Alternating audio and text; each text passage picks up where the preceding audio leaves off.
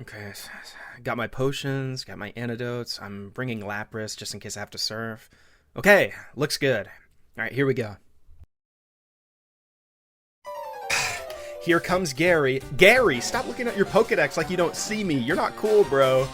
What's up, loser? Oh my god.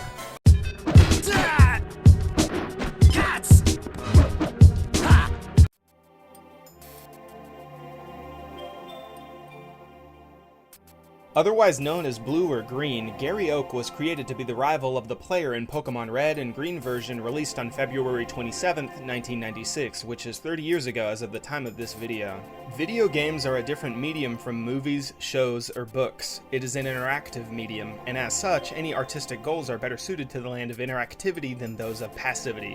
Why include a story in a game? It's not necessary, and in fact, most games suffer from spending resources and development time building up ideas that do not flow into the interactive design of gaming. I am not against stories in games, but I am against including storytelling if it does not bend the knee to game design. Ludonarrative is the concept of play itself influencing the direction of the narrative, or that the narrative responds accordingly to how the player interacts with the systems. Telltale's The Walking Dead, Fallout 4, Dispatch, and many other games use the idea of player decision-making influencing the story, but even though they are more modern releases with decades of games to pull inspiration from, they are just completely destroyed and rubbed into the dirt by Gary Oak, even though he had no such luxury of having inspiration to draw from. Gary Oak's story is not this separate thing. If your story exists separate from the gameplay, remove it, scrap it. It's a distraction, and only serves to make the playing experience worse on repeat playthroughs, doubly so if the story isn't even good. The story of Generation 1 is completely unique to you and how you choose to navigate the region, which Pokemon you catch and add to your party, and in what order you choose to tackle the gyms. But the player can't do that until they decide who's going to be their first Pokemon. Other games say X character will remember that, or Y faction disliked that. But in Pokemon, the moment the game begins, you are presented with a meaningful choice, and that choice is immediately matched with intention and begins storytelling that is completely unique to video games as a medium. You watch as Gary picks the Pokemon that has the strict advantage against yours. I don't need dialogue to tell me who Gary Oak is. What he does in the game communicates that. Let me rephrase. Gary Oak actively chooses. He chooses the Pokemon with the type advantage. His position in the narrative is as a rival, and as such, he has 3 separate variations on this storyline and is always matching the positioning of the player. In Pokemon, the trainers are all static, and even with things like the Versus Seeker and Fire Red, they will still never grow as a trainer. The moment the player laps them, they disappear in the rearview mirror, but Gary does not do this. He is a constant obstacle challenging you and very effectively communicating not only his personality, but the story.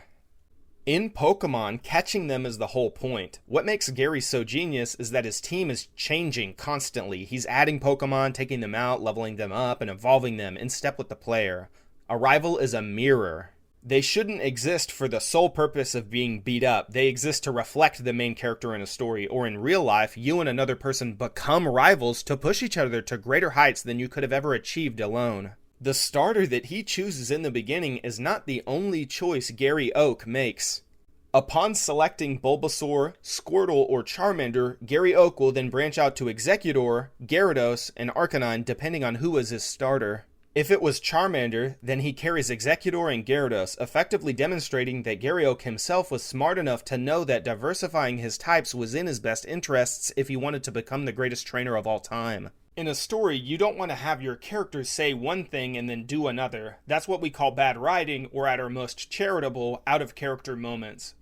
But in Red and Blue, Gary Oak is this eager and egotistical kid who's only so arrogant because he can back it up. He himself is aligned with the goals of the narrative, making him instantly recognizable, and this boy is formidable.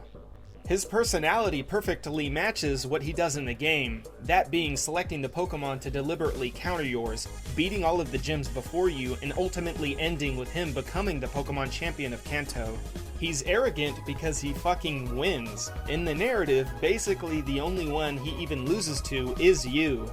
But he is not less than. He is not sacrificed. The story does not arbitrarily decide that Gary Oak is not skilled enough. The only way Gary becomes less than is if you beat him. Gary Oak earns all of the gym badges and becomes the champion of the Kanto region fair and square, regardless of whatever you do. And Game Freak did that shit on the first try. I'm recording footage of Fire Red right now, but even in 1996, Gary remained in this exact state with this exact path. The story of Gary Oak is so elegant and excellent, and it doesn't even need to waste your time. The fundamentals of storytelling necessitate that a story begins in much the same manner as it ends, so that we as the audience can achieve catharsis. The story starts in Professor Oak's lab with three characters: the player, Gary Oak, and the professor. How does the game end? With the player, Gary Oak, and the professor. Banger character. This is the classic example of an antagonist that doesn't need to be a villain, but is just the perfect obstacle to put in the way of your main character. You want the main character to beat him, and he has that punchable personality, while also not really doing anything that you can point to as being villainous. As I've gotten better at writing, I realized something. Sometimes you can go too far in that committing to certain avenues of storytelling make it to where you can write yourself into a corner, but Gary Oak never suffers from that problem because it's all still kid-friendly while still being able to deliver on that rivalry and that intensity. Writing's truest test, in my opinion, is if it can be well done enough to not be too dark and dramatic while still delivering on those ideas in a profound enough way to still be engaging as an adult. Nothing is sacrificed, not the writing, not the characters, nor the audience. Gary Oak delivers on all measures and is still cleaning up the competition over 30 years later. It's embarrassing how hard Gary laps so many NPCs released in modern games, but that's just what happens when you're the prodigal grandson of one of the greatest Pokemon professors of all time.